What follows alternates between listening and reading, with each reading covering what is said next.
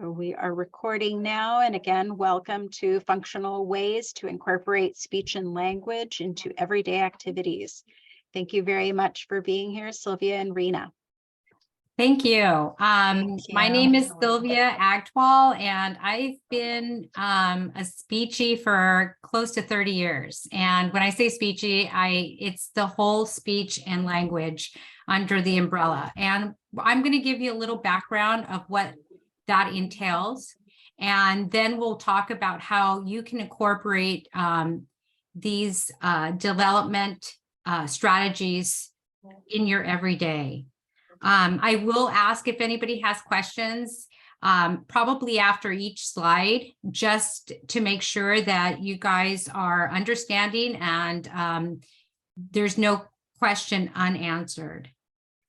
Sylvia, also, I just want to let you know, we will pause the recording for questions. That way, nobody's personal information is out there, because we do use these to post on our YouTube channel after for people who were not able to attend. Perfect. Okay. All right, so here we go. Parents are the primary language role models for their children. And a lot of times we forget that, but their first human interaction is with parents or guardians. And so the minute they are born, they are looking for ways to communicate. So parents are the primary language models.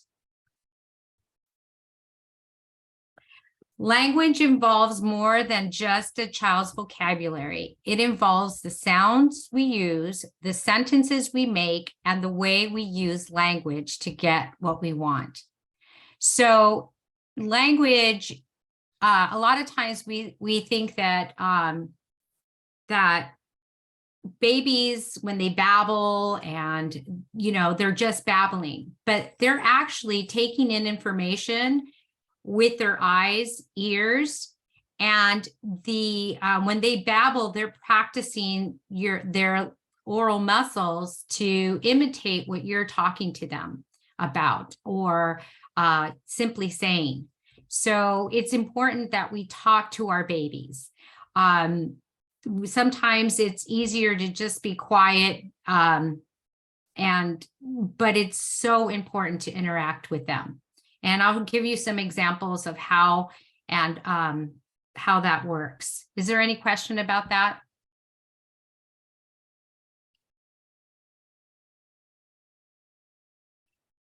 And each child will develop different at a different pace. Also with, and this includes bilingual children as well. However, there are milestones that should be met by certain ages to assure that they are developing accordingly with their age. And it's also important to note that bilingual children develop language just as others do. There is a slight, it's not considered a language delay when learning a second language. However, it does take them a little time to process and to code switch. So that just because they take a little time doesn't mean that it's a true delay or a deficit. And we'll, if you have any questions about that, you can ask them. Does anybody have questions about bilingual or about the pace part?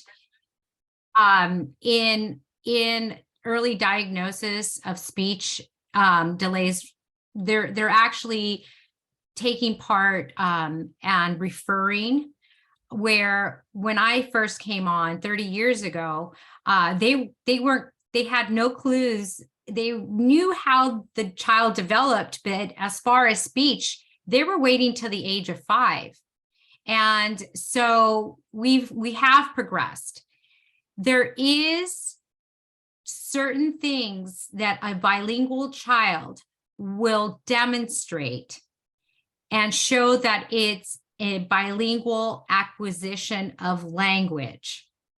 And those are the things that we look at. Or so if there is a delay and the child is bilingual or has another language that he is being around or influenced by, then you still refer them and let the professionals determine whether it's language acquisition or is it a real delay or deficit. So either way, the milestones that we'll go through today, if they're not where they need to be, even if they're bilingual, it's a good idea to ask for a professional to evaluate them and just to make sure that there is no delay. But when they're acquiring a different language, there's a hierarchy in which it happens. And there is a silent period that happens when they're learning another language or simultaneously learning language. So, and that is still within the norm. But pediatricians, they may not know that. And they may say, oh, he's learning 2 languages. Well, there's milestones that need to be met in order for it not to be a real delay. Did that answer your question or? Yes, thank you. Go. Okay, so the real boosts and edges to enriching a child's language development comes from common, everyday, personal interactions between a child and the people who care about him. And it should be who take care of him, but it's those grocery stores. It's the, picking up from daycare or from school. It's mealtime. It's all of those times those are the enriching times of that you could give them vocabulary and textures and where, pronouns, if they're saying something like me want this, and you can model, oh, you want this, I don't want that. And you can model that just by talking to them. Or can you find the red apple? Or, I need 3 red apples. And those or how many red apples did mommy put in the cart? Going to the dentist, running your errands, sequencing. In every story that anybody tells or any past event that somebody's telling, you need a beginning, a middle, and an end. And, how do we acquire that? Well, we acquire it by retelling a past event or something that might happen. So how do you prepare a child to do that? Well, you even as little as tiny where they're not speaking back to you, a 1-year-old, go ahead and have that conversation. Okay, first we're going to the post office. Next, we're going to the store. And then we're going to go to grandma's. And then you could say, okay, here we are at the post office. Where are we going next? And even if they don't answer you, that involvement with them, they are taking in that information because, like I said, when they're babies, they take information with their eyes and their ears and they practice. So nothing has changed. Their main objective of being here is communication from the minute that they're born. So it's those everyday activities that will enrich your child the most before school, before kindergarten. Is there any questions?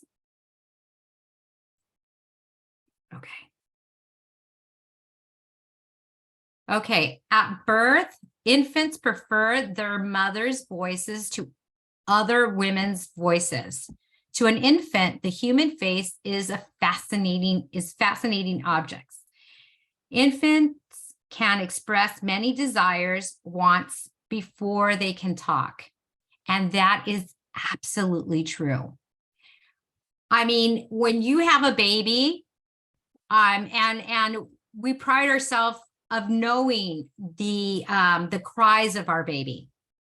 But it actually started with your baby knowing that he had to, or she had to communicate with the parent, and the baby switching or not just adjusting the different types of cries to mean something. So you know when he's hurt, you know when it's a hungry, you know when he's scared, you know these cries, but because they have altered the tone so that you will know what they need. Is there any question to that? It's pretty incredible what these babies do and what they can do as soon as they're born. The first year is an incredible year. Let me move this because I can't really see. Okay, the first year of life contain one of the greatest accomplishments of an infant's life because they learn so much at an accelerated rate. The quality of a child's life is dependent to a great extent on their ability to communicate. So if they can't alter those cries, then you don't know what they want. You're confused. So it's important for them to be able to communicate with you. Language is made of 5 systems or aspects of communication, all equally important, all different from one another. The systems include sound, meaning, word order, grammar, and social uses of language. So these, and we can go into it a little bit more. Let me just go into the 5 different types, and then if you have questions, then we'll take questions. Yeah, there is a question in the chat, Sylvia. So whenever you. Okay, I'm ready. Oh, okay. So let me read that to you. Thank you. It's for children with ASD and have trouble with eye contact. Would you recommend that you encourage them to look you in the eye or mouth when they're communicating in either direction? For example, asking my 3-year-old to please look me in the eye if you're asking me to eat a snack. Is really pretty. Eye contact is pretty important, even for a child that has difficulties. And I'll tell you why. Because a lot of our language involves body language. And if they're not looking at you, they may miss very important cues, maybe not from the parent, but from other kids or from other adults. So it is encouraging. What you can do is what you can do is put your hand on your child's shoulder lightly so that he has somewhere to focus. What you can say, you can look at my forehead, my nose, or my chin. These are less evasive ways where they can see still what's going on with your facial expressions and your body language. But it's not the constant, give me eye contact, look at my eyes. Because sometimes that is, it's not a good feeling for them. And you may even get them, you turn their head and they're doing this because it's hard. So if you say, okay, you can pick either my forehead or my nose or my mouth or my chin to look at, it gives them options. So they feel like they have a little more control of that situation. And they're more likely to look at your face and not miss those important cues in the future. But yes, I would continue to say, I wouldn't make it as if you don't look at me, you're not going to get a snack. What I would say, can you look at my forehead, my nose, my mouth, or my chin, and then ask me? And even if it's fleeting, like they look at your forehead and then they say, can I have? And say, okay. And then the next time say, okay, I want you to look at me and say, I want, and they have to look at you long enough to say, I want. And then if they say a banana, then you could say, okay, that was really good. And then you could stretch that until they're able to ask completely the whole sentence or question. Does that make sense? Okay. So receptive, I'm going to move on unless you have a comment or. I think that was answered, so we're okay. I would just add that also for children with ASD, that positive encouragement is so crucial.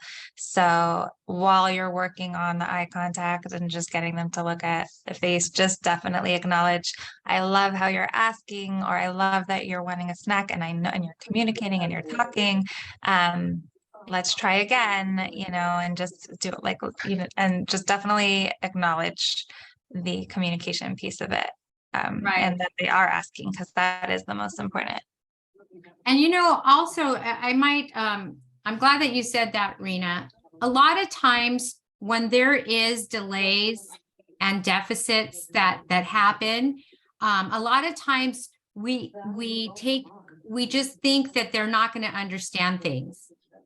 And I want you guys to really, I want to hone into this, that most kids understand a lot more than we think. And a rule of thumb is to never cut them short. You know, always be encouraged, be encouraging, and you know, like Rena said, you know, praise them for their effort, because sometimes it's really difficult. And especially if they have receptive and expressive language delays, that's really hard. Imagine waking up and not knowing what's going on around you. So the more information that you give them to understand the world around them, the more cooperative and the more encouraging that you are, the more willing they will be. So that's why it's like with a child that's 3, I always tell them forehead, nose, mouth, or chin. I don't want them to feel that pressure that there's only the 2 eyes that you need to look at. And then you can start. It'll happen naturally. And even if it's fleeting, you have to encourage the try. Is there anything else? We had a raised hand, Mhm. Perla. Did you want to go ahead and unmute yourself? Anything that you could do in a playful manner is encouraging. You can hold the toy up here and go, oh, here it is. Where's the tray? And then have that and say, oh, good looking, you know, anything or you can, where is it? And you show that you have it behind your back. Where is it? Where is it? Here it is. And then lower so that they get that eye contact. It's important.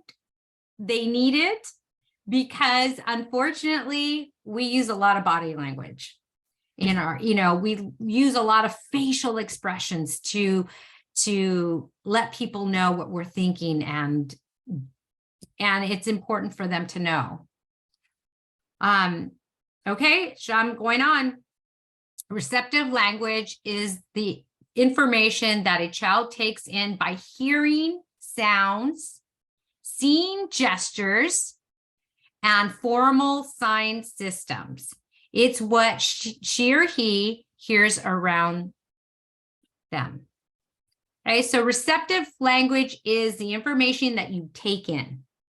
Now, the other one is expressive language.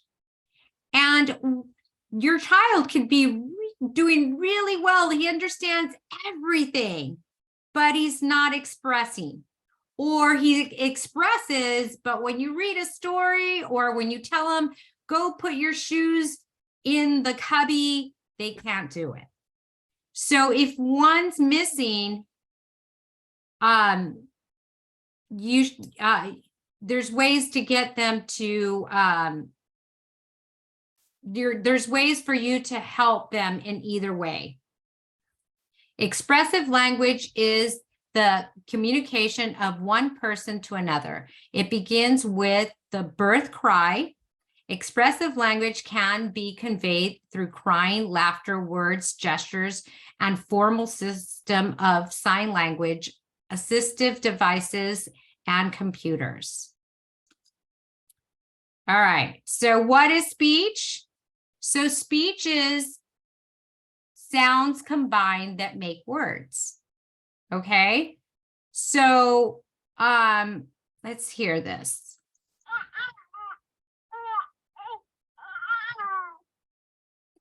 So that is what we call babble, but actually it is part of speech, because I really want you to listen very carefully, and I want you to tell me the vowel sounds that you hear. Oops, let's do this. Here we go.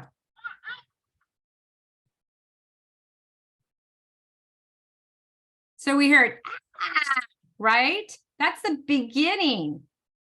That is the beginning of speech, because that has, you can say cat, hat, right?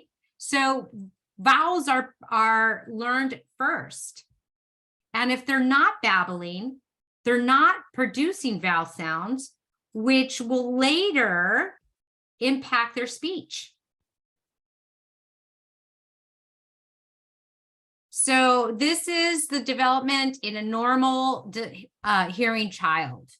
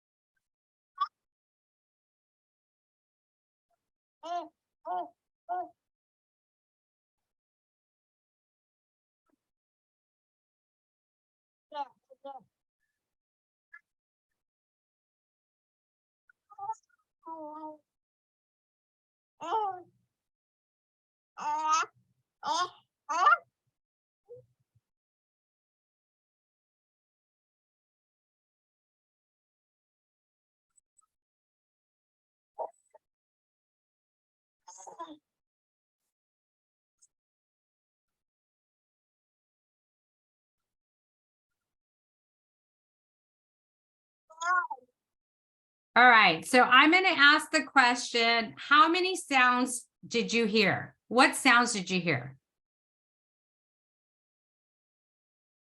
Did anybody tell me what sounds you heard? Okay, so there was the a, there was the there was the ba and ma, right? So what happens when our babies aren't cooing? Do we wait till they coo? How do we stimulate that? Well, guess what? You can. And you can get a brand new newborn baby, and when you talk to them, that's helping them stimulate the coo. And how do you reinforce that? How do you encourage it? You do it by mimicking their sounds. So I just had a grandchild 5 months ago, and I had to put my money where it, you know, I had to Put your money where your mouth is. there it is. That's the word, you know, put my money where my mouth is, because I give these workshops and I say, teach them how to imitate as soon as possible. And I absolutely did. And my grandchild, and he's not anything spectacular, but we have spent time, every time he coos, we coo. And so now his intonations, he's 5 months and he'll say, I love you. And he'll say, mama. He'll say, dada. He'll say, and he's only 5 months. I know it's incredible, but it's the imitation. So once they start this babble, you copy their babble. It's so incredible. I have a video of where my son, he likes to be patted on the butt. And so now he does this when he wants patting on the butt. And he did that like at 4 months. So imitation is key. It's a learning tool. But how do we teach them that? We imitate what they're doing so that they can imitate what we're doing. Any questions with that? Okay, so this is 0 to 3 months.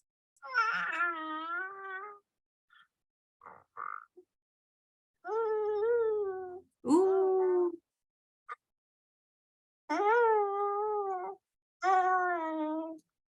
And it also helps with eye contact at that time, so that they could, and that's a good, if they're not giving you eye contact, if they're avoiding your eye contact, that's something that you should mention to your pediatrician as soon as you notice it. And if you are imitating their babble, you will notice it a lot faster than if you just naturally let them progress. Does that make sense?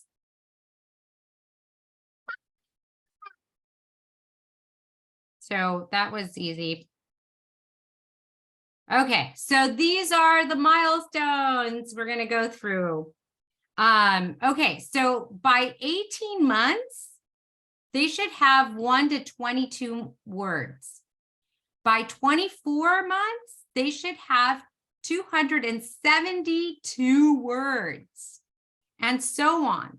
By 72 months, 6 years old, they should have a full command of English or Spanish or both. Now, I really want you guys to think,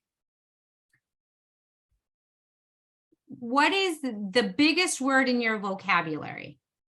Because I guarantee that there was a smaller word that means the exact same thing that you learned at the 8 by 5.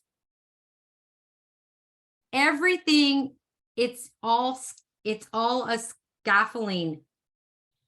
By 5, you should have your foundation for all words and vocabulary that you will have. And that's why there's a push for 1st and 5, 5, 5, 5, because we're building. And so when you see that your child is not having eye contact, or that they're not babbling, see, the earlier that you figure that out, the faster we could help. And some children just need a little push, something that they missed in infancy, or something that didn't quite develop the way that it should have. And it's done by 5. You know, some need a little more, and that's okay. But early intervention is the key to get them where we need to get them, so that they are able to learn and thrive at school and in the world. Does anybody have a question? Someone mentioned that they wish they would have known to imitate babbling when their child was an infant.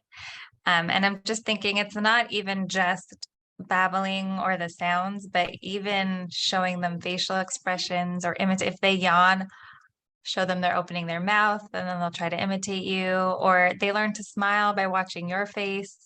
You know, just all those precursor things that lead to the development of speech, such as just opening and closing your mouth. If you say hi, even if they're not saying the vowels, they should as early as like 6 weeks, try to open their mouth a little just to even look at you and see what you're doing and try. And then you, of course, say, yeah, you said hi. And just that talk helps so much.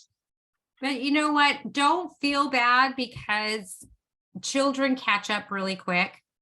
So no guilty. And honestly, if I wasn't going to school during this time with my children that are now 36 and 33, I wouldn't have known either. It's not something that you naturally know. And especially as busy as life is, it's really hard to remember facial expressions and all, talking and all that when you have the worries of the world. But if you remember, you have to go to the store anyway, and you have to bring your baby anyway. You could even have the baby, a 12-month-old, a 1-year-old, and say, apple, hold apple. And, and that's all yeah. I mean, that's 2 words. And then wait a little bit. As long as you have some interaction with them, they're going to benefit. But what I really don't want you to leave this workshop with is guilt. You should not. The reason there are workshops like this, it's to allow you to know what you can do.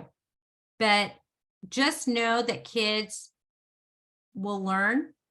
They're super quick, and just from this point on, go to the store and start mentioning things, and telling them what you're going to do first, next, and last. It's an easy fix for those that are typically developing. Okay, so we're going to go from they're wired to learn. We know that, and the first 5 years are so important. Read as much as you can to them, even if they're not looking, even if they want to eat the book. You still want to give them that, and it should not be stressful. So if they're eating the book, you could say, ooh, yummy, that tastes good, doesn't it? Let's look at the pictures. And you show a picture, oh, dog. And then if they decide to eat it again, that's okay. It's okay. Reading and story time should not be stressful. It should be fun and interactive when they're small. Any questions about that? Okay, so from 0 to 3 months, I'm just going to go through the red flags. So lack of responsiveness, lack of awareness, sound or environment, no differentiated cries, problem sucking and swallowing and feeding. These are the red flags for 3 months. And when they say lack of responsiveness,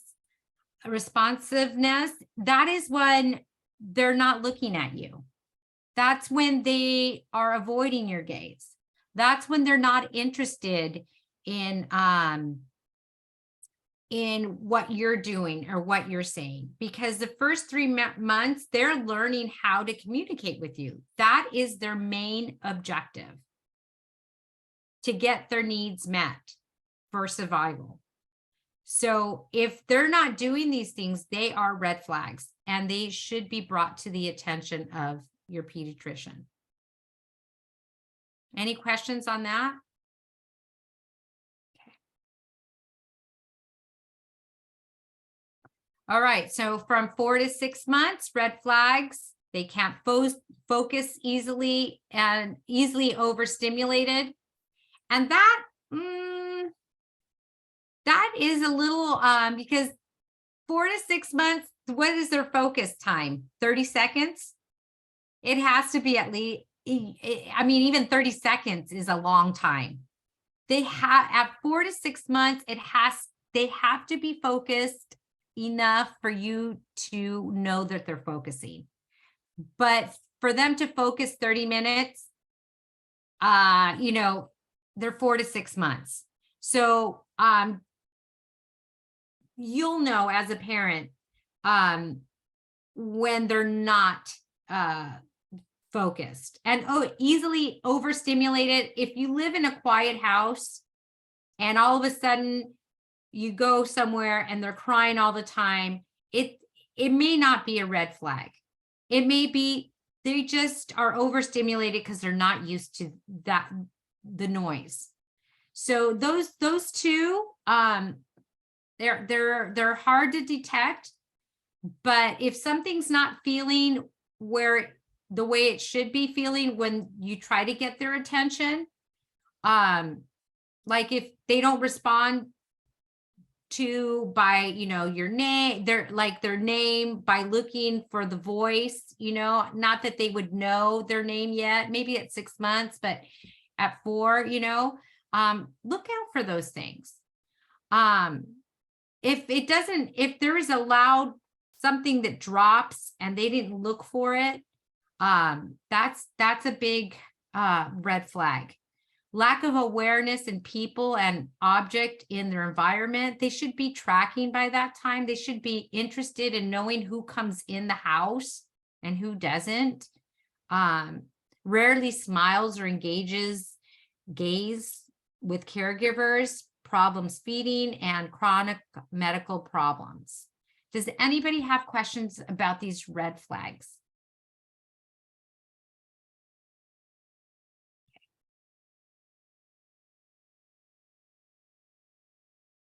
And then from 7 to 9 months, lack of connection with adult. Now we're getting to where this is very noticeable. If happen here. If they're not noticing you by 7 to 9 months, that's a big red flag. If there's no babbling, no purposeful interactions, doesn't understand or enjoy social rewards of interaction, those are red flags, because now their babble should be a little more complex. They should already understand no. Gesture language, like, you know, or a variety of sound combinations, imitates intonation patterns. So as you can see, their babble gets more complex because they're actually preparing to say their first words. Any questions about that one? Again, how do you get them to do these things? It's the time that you spend with them. And I'm not talking about it has to be 24/7. It could be, you could either do it throughout the day, or you could set some time where you're just they're going to be the attention. And it doesn't have to be at 7 to 9 months. You can get so much FaceTime with them. And it could be in 5-minute increments. It can be in, you know, 10 minutes increments. Whatever works for your family is what is the right thing. So, however, you do have to make time to incorporate the facial expressions, the babbling, and the talking to your child. But there's no rule set as how many minutes, no, it's what works for your family and your household. And setting that time aside, or making sure that you have FaceTime with your child. Any questions?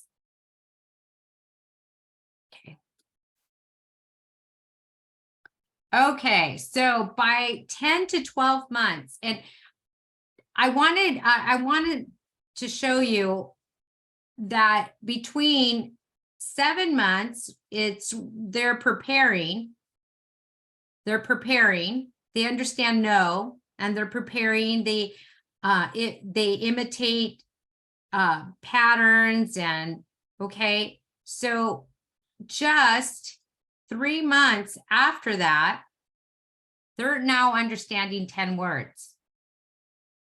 They give toys upon request. They understand simple directions in 3 months. That's how fast they learn. They will never have this big, I like to describe it as a window. And from 0 to 5, their window is huge. And their potential of learning is amazing. In 3 months, now they understand 10 words. They give toys upon request, understand simple directions. Get me a diaper. Things that they're part of their routine. Looks at pictures and books. Babbles loudly, uses first true words. So all of that in just 3 months. It's important to give the foundation in order for these milestones to happen. And how do we do that? We simply talk to our babies. And so the red flags are: does not indicate requests for objects, does not coordinate actions between object and adults, lack of reduplicated babbling, lack of comprehension of words, reliance on context for understanding language, no imitation, does not associate action with result. Anybody have questions about that?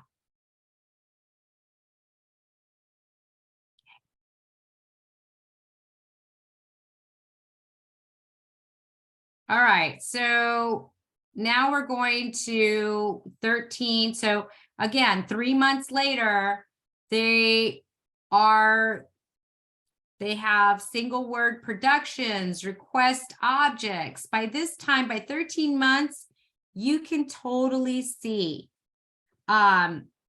if they're developing at the rate that they should be. And this is regardless of bilingual or not. They should be responding to language, and they should be trying to communicate at a more complex skill. And in just 3 months, they understand 50 words and say 10 to 15 words and initiates turn taking. Does anybody have questions about this? No? Okay. I want to get through this so we can have a question and answer period. There is a question in the chat real quick. What is agency? Agency? I believe you had that in your previous yeah, understands agency. It was one of your bullet points on the left. Oh, maybe I didn't, maybe urgency? Rita?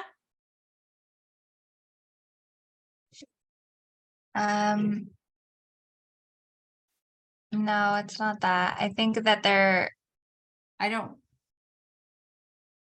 to 18 months. It could be urgency. I'm thinking That's a great urgency. question. I think because like I said, I've been doing this a long time. I think there might have been a typo and maybe urgency. Right? Like 13, 18 months, hurry, come on, let's go. Right? So I'm sorry, I think that's a typo. Unless, Rena, you know something that I don't know. Sorry about that, guys. Okay.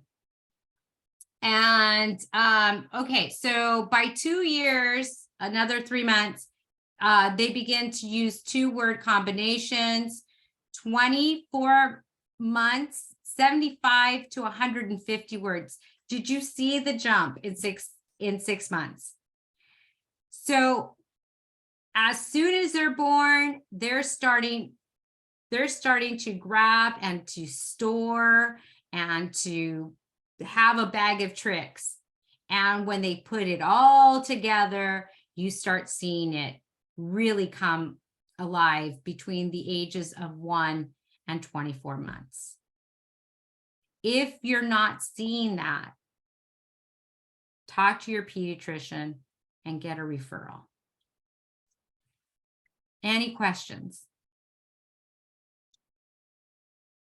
All I right. think for this age also, they love to imitate again. So if they're only still at the 1-word level and they're 2, easy things like when they're playing with a car, go car, car stop, car fast, car slow, teaching them that vocabulary, even just playing for 5 minutes, you can, and then they might start modeling, or if they don't model that time, maybe the next time you play, they'll spontaneously say, go car, and you'll say, okay, they could do 2 words. They just needed a little push. So it's really not getting too overwhelmed if you're not seeing it, and really just giving them the tools to try to get them there. But keeping an eye on it and monitoring it if they seem to be behind. And if they're not imitating, that's when you want to just take a little bit of a closer look. Yeah, and mention it to your pediatrician, and we'll get to the things that you can do after we go through the milestones, because yes, they're one of the biggest things, because it's so hard for us to talk to little guys, especially if that's not what you do for a living, and you know they're not going to talk back to you. A lot of times when you don't know what to say to them because it happens, you can start narrating. And we'll talk about that because talking is talking. Okay, so by 24 to 30 months, there's a huge jump. They express emotions. They engage in short dialogues, provide details and aid in comprehension. By this time, you will know if they're delayed. Any questions that you could have, talk to your pediatrician about it, because early intervention is the key to all success. All right. And so by 3 years of age, they understand and respond to simple WH questions, answers yes and no, 2 to 3 word sentences to talk about and request things, understands parts of a book, comprehends 900 words. So they have at least 450 words in their vocabulary. Again, if they're not talking, if they're not giving you eye contact, red flags. We do have a question. Yeah. Do you have any tips for getting your child to ask questions instead of just commenting or answering who, what, when, where, why, how? Yes. What you can do for having them ask a question is you can I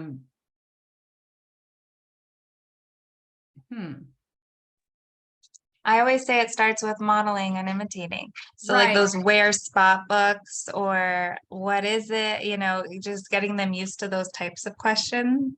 And the reason I was taking thought to that is because I would do it in a way where now you can teach me. And, but in a home setting, it's a little different. So what you can do is you could say, read the book to me, ask me a question. You can ask me if they don't know, you can ask me what color is the bear wearing? What color shirt? You can ask me. Can you ask me? And you can say, you can give them the information first. So you could say, darn it, I wish I had a book. Let's see if we can do this, because that's a really great question. And if you guys don't mind, I'd like to expand on that. Let me see if I can't get this where we can get a little picture. Let me go back. Let's just go back to this picture. You could say, you can ask a question. So you're going to model first and say, what is the baby under? You know, oh, you could say the baby is under the sheet. What's the baby under? And then you could say, ask me a question. Ask me anything about the baby. So you want to model the question first. If they're not answering WH questions, you want to give them the answer first and then ask them the question. And then have them ask you a question. So you modeled how it's done. So you could say, or even this one that has more things going on. Like you could say, ooh, the mom's playing with the baby. What is the baby doing? Laughing. Can you ask me a question about the mom or the... So you give them the question first so that they have a model and then ask them a question. Does that make sense? Did that answer your question? They responded, asking them to ask me would be good since my child will just comment it's not there instead of asking me. So maybe like when it comes to looking for something. Oh, okay. I get it. Okay. So yes, you can do that. What I just told you, if it's not there, you could say, where is it? It's not there. Where could it be? Can you ask me? Say, mommy, where is it? And then you could ask them, give them a model, because the only time they're not using something is when they don't know how. A lot of kids like to repeat, but a lot of times they repeat because they know that you're expecting a response, but they don't know what the response is. So when that happens, like that's what I believe your child's doing just from hearing, they know they need to ask a question, they just don't know how to do it. So what you would do first is model it. You could say, where is it at? Can you ask mommy? Say, mommy, where is it? And then a couple times you do that, they're going to start asking questions. Okay, so 10 ways of building communication with very young children. You get on the child level. I can't express this enough. Especially when there's delays, because they're not feeling sure of themselves. They, believe me, they understand that they're not getting all that all the other kids are getting. Unfortunately, that's one of the things they are aware of. And so try to position yourself in the same level as the child. Don't expect the child to look up at you. Get down to where he or she is. You absolutely want to do that. That way they don't feel intimidated. They feel that you're open to listen. You have the time. If you don't have the time to get to their level, tell them, give me a minute, give me 2 minutes, and set the timer to build that trust that you will always come back, because we get busy, especially when we're doing something. Say, give me 5 minutes or 2 minutes, and say, I'm setting the timer, so that they feel that you care enough. I know that you do, but we want to get them to feel confident and trust that their needs are important. And especially when they are having difficulties, because they know they're having difficulties. Any questions about that?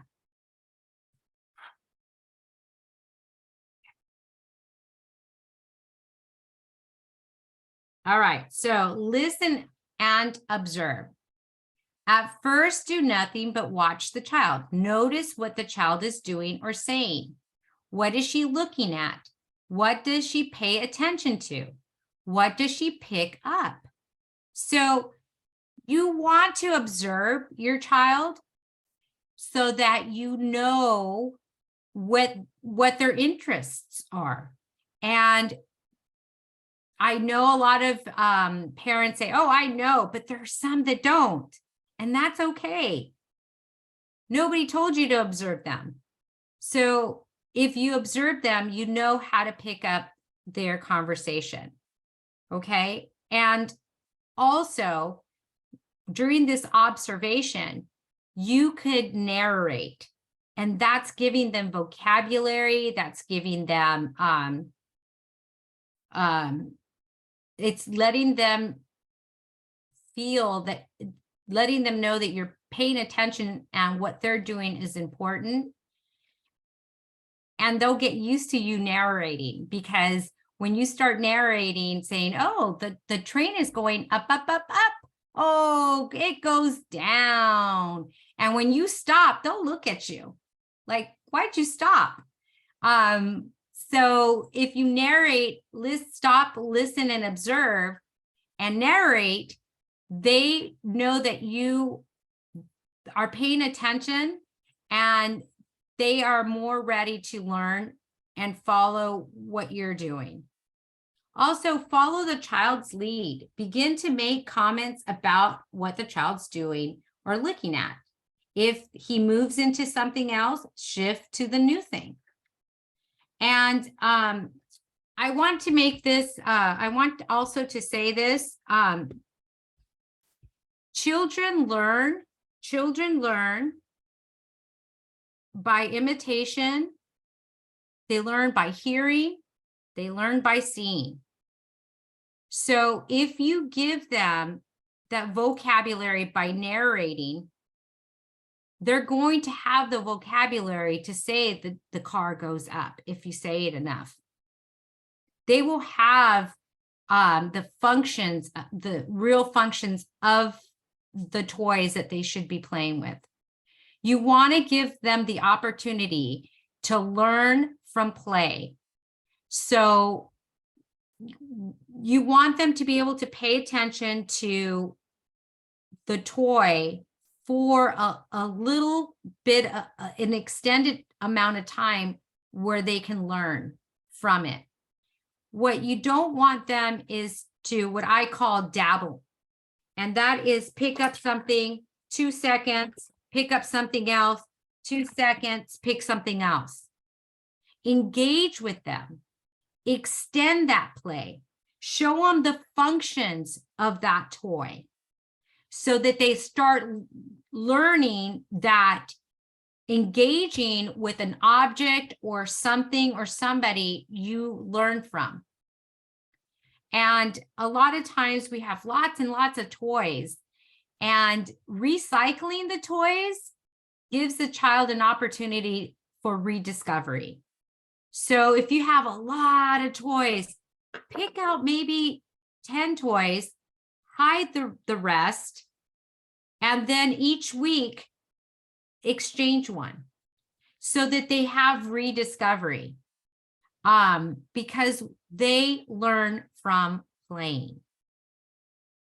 Any questions about that?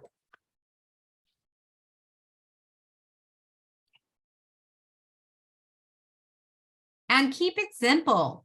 Use gestures, signs, single words, or short sentences, no more than 5 to 2 words per sentence, to describe the child's action or the things that interest. One of the things that I notice is that we tend to ask children so many questions. and they know that they are expected to respond. And that puts an incredible amount of stress on them. Let's give them the information first and keep it short. The train says choo choo. Then you could say, what does the train say? Choo choo, right? Don't ask what the train says if you know that they don't know the answer. Like, give them the information first, give them the answers first, and then ask the questions. Any questions about that? Keeping the sentences short? Sylvia, what's your opinion on a lot of baby talk? I know since my parents used to care for my child, they would speak to them in a lot of baby talk, and we didn't feel it was helpful, but try telling that to a grandparent. Right, right. So my encouraging words are to give literature to grandparents that aren't following baby talk. My opinion is, please don't. It's not helpful. It's cute, and you can always remember the words that they had before they produce the correct pronunciation of it, and you can keep it in your heart, or you can even write it down. But that's kind of holding them back. Baby talk is the progression from the sounds and putting them together to create words. And we never want to hold our babies back. And we never want to discourage them producing their words correctly. So for baby talk, if they say a baby word for a word, I would always give them the correct word. I wouldn't say, that's not how you say it, or try again. No, I would take what they gave me. Like if they say baba for bottle, you'd say, okay, I'll get you your bottle. And they'll say baba, and you'll say bottle. You can remember the cuteness, but I wouldn't encourage it. That's my professional opinion. That is not just a personal opinion. It could hinder them in other productions down the line, and not just that word. Does that make sense? It does. Thank you. I feel vindicated. Yes, you should. I won't feel bad about shutting that down. And if they give you guff about it, like, oh, they're just babies, say there's enough research to show that you don't want to do this, and I will find that information and give it to you, because grandparents they want to do the good. I know I'm just a grandparent and I want to do the best for this baby. So there's so many things that I've learned through my daughter-in-law with new discoveries of feeding, and they're not supposed to have this or that. And, I follow what she says, because I know that things have changed for the better as far as caregiving for a child. And so is the fact with babies now. We know that we don't want to encourage them to continue to baby talk, because it can influence other sounds that they make and other words. So yes, you did good.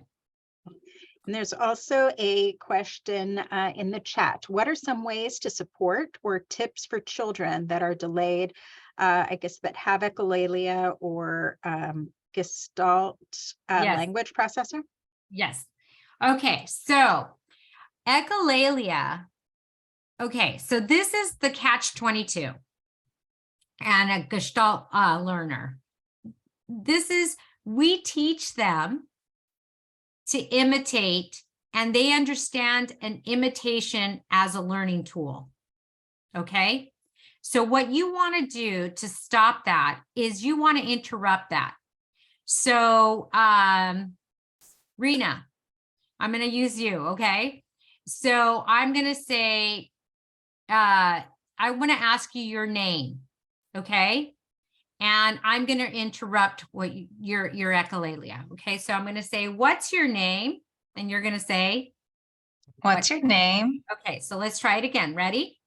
What's your name? Rena, Rena, Rena. What's your Rena. name?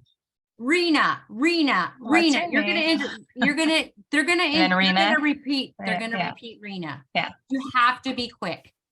Okay, so it's like, I'm gonna ask, what's your name? And you're gonna try to say it, and I'm gonna interrupt you saying Rena. Got it. Okay. Go Okay, ahead. so what's your name? Rena. What? Rena. Rena. You can't do it. Yeah, You'll do right, Rena. right. So you're teaching them that the correct response. And so you want to stop that echolalia. Now, you want to make sure that their echolalia is not due to not understanding the question.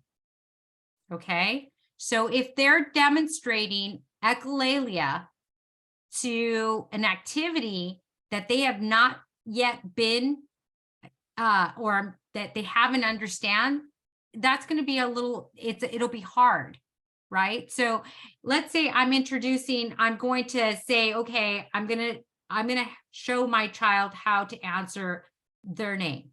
So I would, before I even ask the question, I would say, your name is Andy. Andy.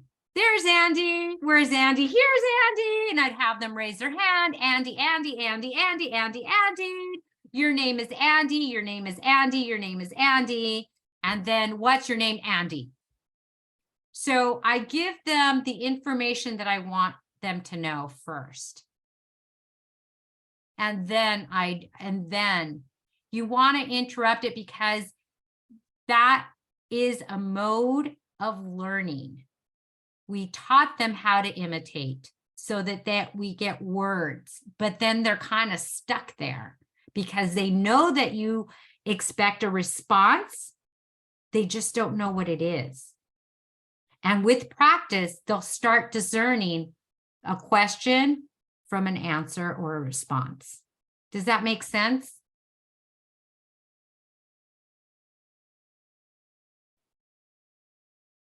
Yes? Should I explain it more or? Yeah, no, that makes sense. Okay. I think, yeah. And then not just with the name, you can Oh. model that for all the common questions. What's your age? 2? What's your age? 3? Modeling Right. that. Where do you And live? then even like, what color is the house? What color is the house? Blue, blue, blue, blue. Get them before they imitate you. And if they catch you without, you say, uh-oh, no repeating, uh-oh, so that they know that that's the part you don't want. You don't even have to say no. You could say, uh-oh, you're repeating, uh-oh, stop it, interrupt that thought, because they're either not understanding or they know that you are waiting for a response and they don't know how to answer. All right. Repeat frequently. As daily caregiving is performed, repeat the words and phrases often. It takes at least 100 times that you tell a child one word for them to incorporate that in their vocabulary. Now, when they have a delay of some sort, it's going to take like 1,000 times or 500 times. So repeat, name things. Try to avoid that and there. They'll get that and they'll get there. Use the word. Don't cheat them vocabulary words. Get the book, get the book, get the book. It's on the shelf. It's on the shelf. Use the words. Once your child has a rich vocabulary, then you can scale back and say, that or over there or this, give them the vocabulary word. Let them hear it. Any other questions about that?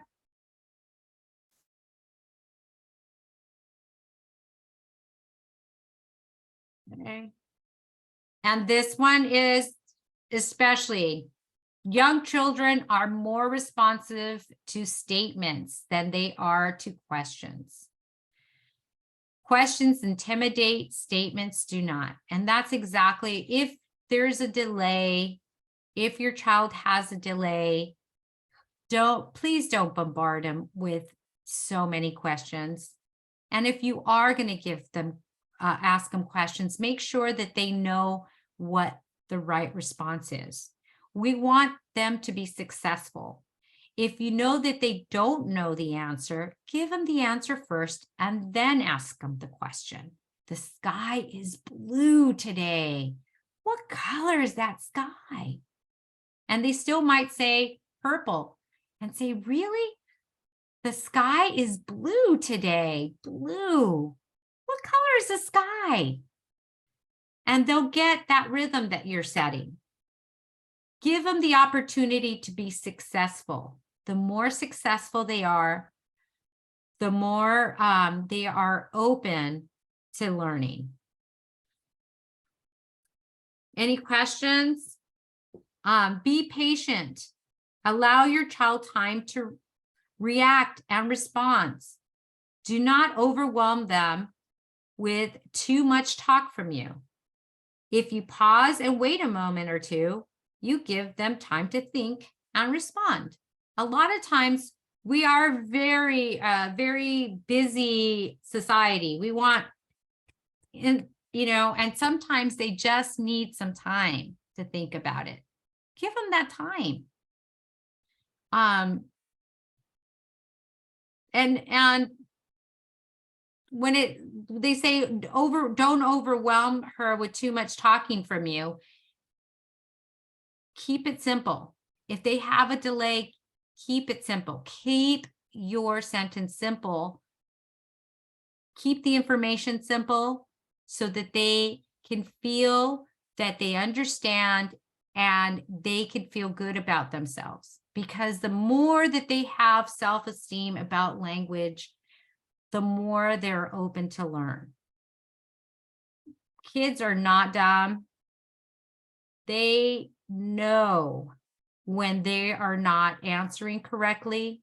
They know that they're not meeting expectations. And we've got to let them know that what their response is what we needed to hear, even if it's wrong. Say, oh, that's such a nice try. Good job. Thank you for answering me. Or, yeah, that makes sense. Let's look at it this way. Accept their response so that they're open to continue to have that relationship with you. If they're always wrong, who wants to answer? Who wants a try if they're always wrong? If they're always right, and everybody, any child, any human being wants to participate. So give them that encouragement. Oh, I see where yeah, that looks, however, I was looking for this answer, yes, what does a choo-choo do? It goes round and round. Oh yeah, the tires go round and round. And it says toot toot, right? Or chugga chugga choo toot. Add to it. Acknowledge what they gave you and add to it. Any questions with that? Let them process. All right. Value the child's response. Look at the child, give them your complete attention, recognize the child's attempts to communicate as being important. However, she may be trying to do it. So exactly what I just said. Value your child's responses. Applaud them trying. Thank them for trying. Thank you for noticing that. And then tell them what you were looking for.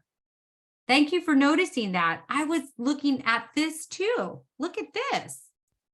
So that they're not feeling like they're wrong. Respond with either speech or action to the child's gestural or verbal attempts. If you don't understand, you show me. Show me. Have patience. Is it the book? Do you want the book? Do you want the rings? Remember, we don't want to say, do you want this? Do you want that? No, we want to give them the vocabulary. Do you want the ball? Do you want, until they learn how to point and take you. And then you can say, show me, so that they know that their wants and needs are important. What we don't want them to do is shut down. Response to either, okay. And number 10, respond to the messages. Focus on what the child is trying to communicate, not its grammatical structure or how clearly it was said. So let us, the professionals, do that. Let us correct them, because they know they're going to speech, or they're going to see somebody to help them. And you accept the response. What you can do is model correctly. That's all we would love for you to do. So it's not how well they're saying it, it's how you're saying it back to them. How you are as a model, they'll get it. Eventually they will get it. But if they're delayed, and let us be the correctors. You are the feeder. You feed them information, and we will make it right. If they're not delayed, accept their responses and model the word better, or this grammatical structure, put it in order so that they can hear it back.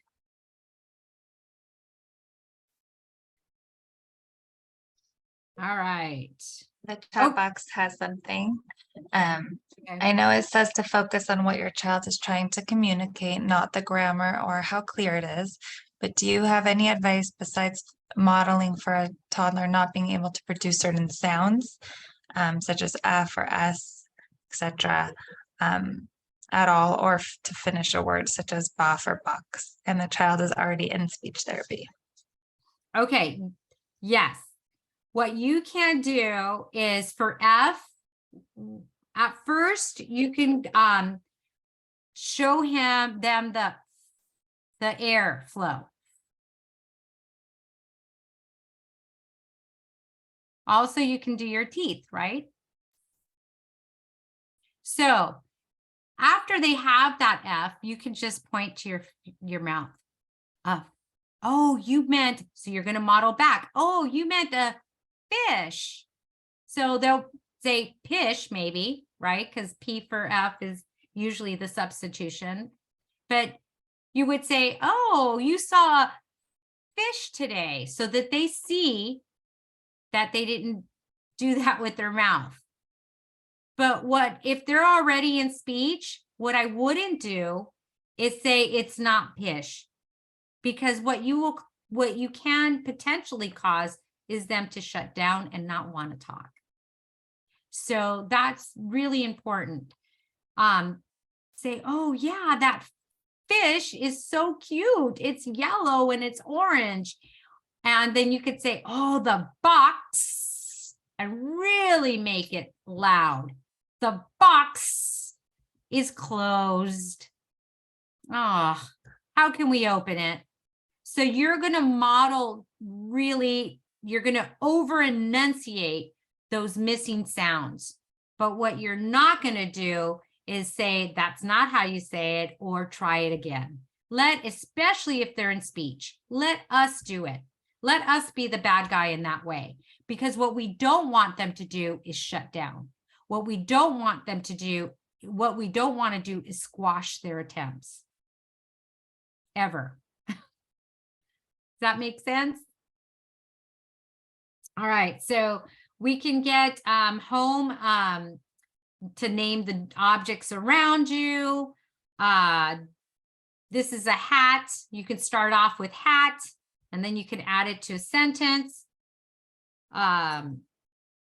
change when you're bathing or dressing them, tell them what you're putting on. Tell them, oh, the sleeves go through your arms, you know, the socks go on your feet, 1 foot, 2 feet, you know, and you can encourage them that way. Let's walk outside, talk about what you're doing, even if the baby is nonverbal. It doesn't matter. What we want you to do is talk to them. Talk about what you're doing. Walk your baby and say, oh, the trees are so beautiful. They're green, this, that. Name everything. Give them the opportunity to absorb vocabulary. And this is one of the things that we talked about, the shopping, you know, play music, imitate your baby sounds, shopping, name each item as it goes in the cart. Talk about what you're going to make for dinner. Imitate the baby sounds while you're shopping. Name objects as you pass them. Talking. You can narrate what you're doing. Give them the agenda. First, we're going to do this. Next, we're going to do that. And then we're going to do this. Give it in sets of 3 so that they know that there's a beginning, middle, and an end. And then when they're retelling the story, they will do it in chronological order or sequential order.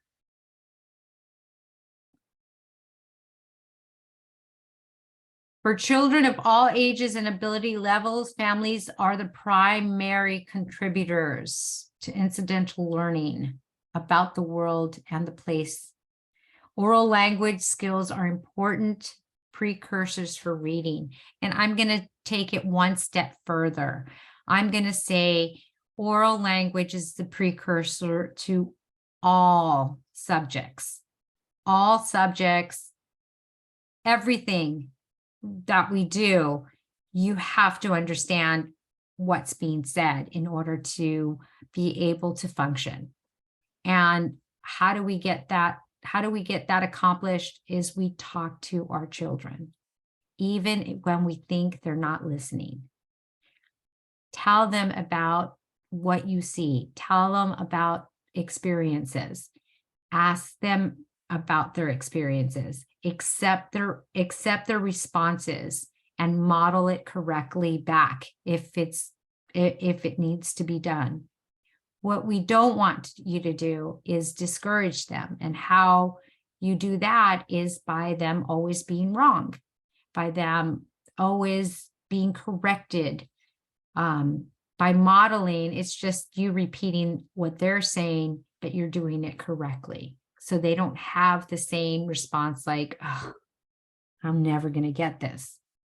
Because believe me, I've seen little 3-year-olds come in, walk in, and they're already defeated. We don't want defeated babies. We want them to walk in confident and feeling good about themselves.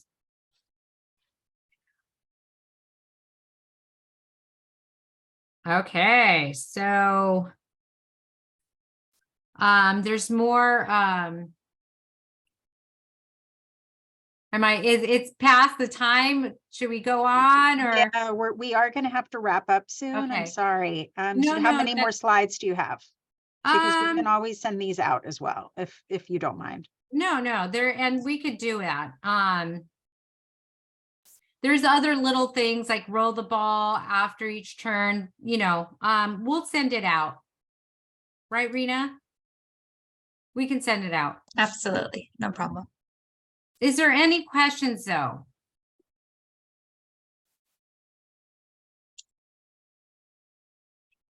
Yeah, there's not a lot. Was there anything that you wanted to highlight that we could cover in the next couple of minutes? Just what I said is that give the opportunity for growth and learning and be positive. And what we really want to do is we want to be good models and let if they're in speech, let the speech the speech people be the ones to say, oh, let's try that again. They should feel comfortable to communicate in their home. They should feel like anything that they say will be accepted. And how we do that is we tell them, show me when we don't know. We name out vocabulary words when they're pointing. We applaud their attempts. When we go to the store, it's a great opportunity for learning. When we're in the car, there's always time that you could afford your child learning language in every day. Make them count. It's more quality than quantity. That's the main thing, is that you can play with your children, and just that time that you spend with them, they're learning. Yeah, I always felt that the car was a great time to go over everything because they were hostage and strapped in. Yes. Until they're teenagers, and then Yeah. they wait till the car to throw bombs at you. Like, this happened at school, and you're like, oh God, I wish you would have told me when I was sitting down at home. But yes, the car is a great, it's a great place. The car, and also a high chair. If they're still in a high chair feeding, I always say they're locked in and they're open to be learning because they're focused in on you, and it's the best times. Yep. High chair, park. I like the grocery stores because there's so many things going on in a grocery store, and it's open for vocabulary. Put it in the cart, put it on, or under, or there's so many things that you could say. And just by talking, they're going to get concepts, vocabulary. If they're babies, babble with them. They learn turn taking really fast. All right. Well, thank you so much. I'm going to stop the recording right now.